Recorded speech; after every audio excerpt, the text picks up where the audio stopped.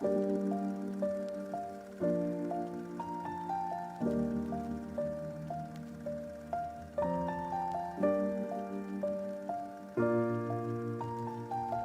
Joey T, the Science Sheet, and this is my video documentary discussing biodiversity loss and climate change here at the beautiful Sunken Meadow State Park with my friend Bentley here. Yay, Bentley! Yay! Here, me and Bentley will be taking you through our adventures as we hike through Sunken Meadow State Park. Enjoy! Sunken Meadow was established in 1926 to serve the ever-expanding population and recreational needs of New York City metropolitan area residents. The park occupies 1,287 acres of land, which provides significant opportunities for recreation, including 3 miles of shoreline access on the Long Island Sound. The park is home to animals such as red fox, white-tailed deer, diamondback terrapins, and great blue heron.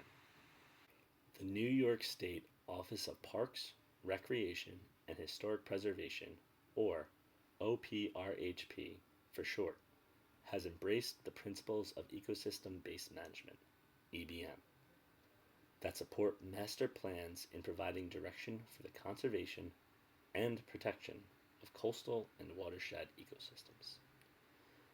Ecosystems within state parks provide many support services to communities, such as reducing negative effects of pollution, supporting soil quality, providing erosion control, protecting water quality, and providing flood and storm protection, all while supporting critical ecosystems and wildlife habitats. These irreplaceable ecosystem services are essential for sustaining economies and communities over time. Now to discuss biodiversity loss. Sunken Meadow has an abundance of biodiversity that makes for a unique ecosystem.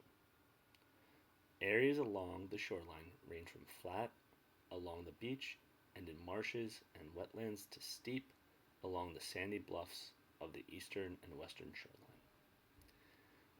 Inland, the topography is generally rolling with the small peaks and valleys. The Low Salt Marsh is a coastal marsh community located on Sunken Meadow Creek within the park. The marsh supports many important ecological functions including water filtration, erosion control, flood water storage, and provides significant habitat for a wide variety of animals and insects. Coastal storms have comprised the marsh's ecosystem, making its ability of restoration harder and harder. With the restriction of tidal flow to the surrounding wetlands, the decrease of saltwater resulted in an explosion of invasive plants called phragmites. It also created obstacles for fish that would normally migrate upstream. Invasive species such as these phragmites disrupt the food web and drive out the local biodiversity, in this case being the native tree roots. Invasive species outcompete others because they are so good at what they do, and they make it hard for naturally occurring species to live in the area. In absence of their native competitors, introduced species spread rapidly. They have a negative impact on biodiversity because they can get in an area, reproduce really quickly and in large numbers, and push out native living things. This has caused native plants of Sunken Meadow to be totally disrupted and jeopardizes ecosystem services, causing an ecosystem to ultimately fail. Now we'll be discussing climate change and the effect it has on Sunken Meadow. Long Island has a climate similar to other coastal areas of the northern United States. It has warm, humid summers and cold winters. The Atlantic Ocean helps bring afternoon sea breezes that temper the heat in the warmer months and limit the frequency and severity of thunderstorms. Prevailing winds at the park are generally from the south to southwest. According to Long Island Sound Studies, Long Island is somewhat vulnerable to hurricanes. Its location and cool waters tend to weaken storms to below hurricane strength by the time they reach Long Island. Although, despite this, some storms have made landfall at Category 1 or greater.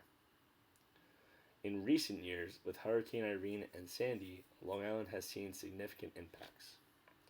With climate change, it is anticipated by climatologists that these type of strong storms will become more prevalent, causing coastal parks to experience stronger storms and flooding.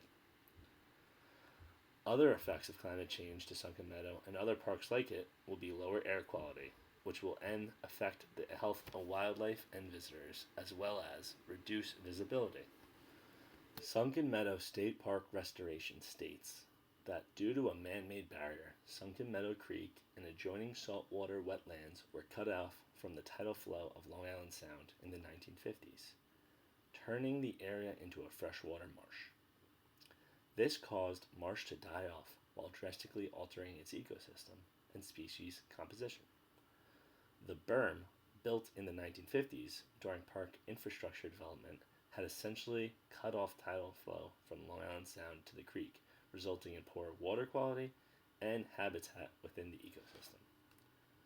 Hurricane Sandy's storm surge helped to remove this man-made earthen berm at the mouth of the park.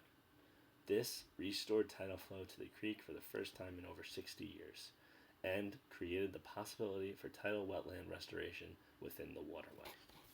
Finally, we will discuss sustainability in Sunken Meadow. In keeping with a strong commitment to sustainability, OPRHP has continued to increase the incorporation of sustainable practices into its daily operations. OPRHP is in the process of implementing the following measures in the park. Renewable and energy efficient options will be considered during the construction or renovation of all structures. The agency will explore the harnessing of renewable energy sources such as solar panels and geothermal heating systems. Sustainable trail construction practices will be utilized to reduce erosion due to water runoff and recreational use while reducing the need for maintenance. Portions of trails which have significant erosion may be rerouted. The former corridor will then be rehabilitated to minimize ongoing erosion from water. Efforts will be made to reduce or consider the erosional impacts from patron use in Long Island Sound along the Kings Park Bluff. The park will continue water conservation measures, including the use of low-flow fixtures on new construction and renovated facilities. The use of green infrastructure techniques such as rain barrels can be used to minimize water use and reduce runoff. Existing infrastructure will be inspected for leaks and repairs made as needed. All of this is to promote sustainability inside the park. Sustainability is such an important piece of environment and environmental studies that we could all learn and continue to educate ourselves on sustainable practices. Thank you.